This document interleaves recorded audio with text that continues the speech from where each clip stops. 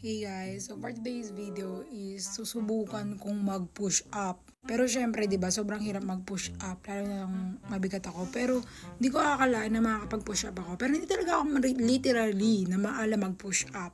So pag hindi mo pala alam kung paano mag-push up is you do the plank. Yes, planking. Dati nag-workout ako and kaya ko naman mag-plank. Eh ngayon medyo namayat na ang person. Sa tingin nyo, kaya ko ba yun? So, yun. Tanggalin ko lang yung salamin ko. So, kauuwi ko lang tapos gusto ko mag-plank. Ano trip mo? So, magpa-plank tayo guys. So, kasi nga di ako maalam mag-push up. So, dapat daw ang umpisa is matuto ka mag-plank. Palakasin mo yung core mo. Yung iyong core. So, let's go. Let's do the plank.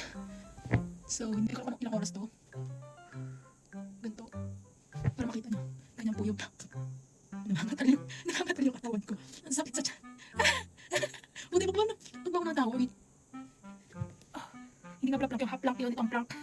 Ito half plank. Gagi, ang sakit. Hindi ko. Let's try again. Mag-plank tayo guys. So, plank. Plank lang tayo guys. Hindi ko nakuha ng oras to pero ganyan. Down.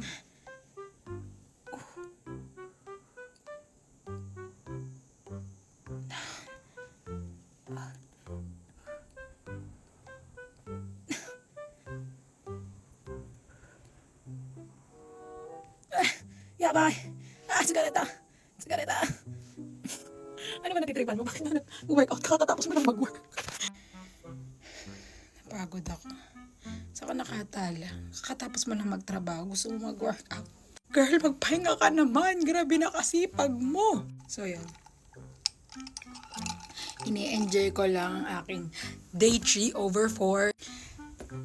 Dahil, asate, the day after tomorrow is my rest day. And meron akong 2-day na Yasumi. Pero wala naman akong pupuntahan. I'm just here in Apato. Magbabayad ng mga bills. Magpapadala sa Pilipinas. Yan lang. Charot! Babapalitan ngayon kaya saka na. Yun na muna. Diyan eh!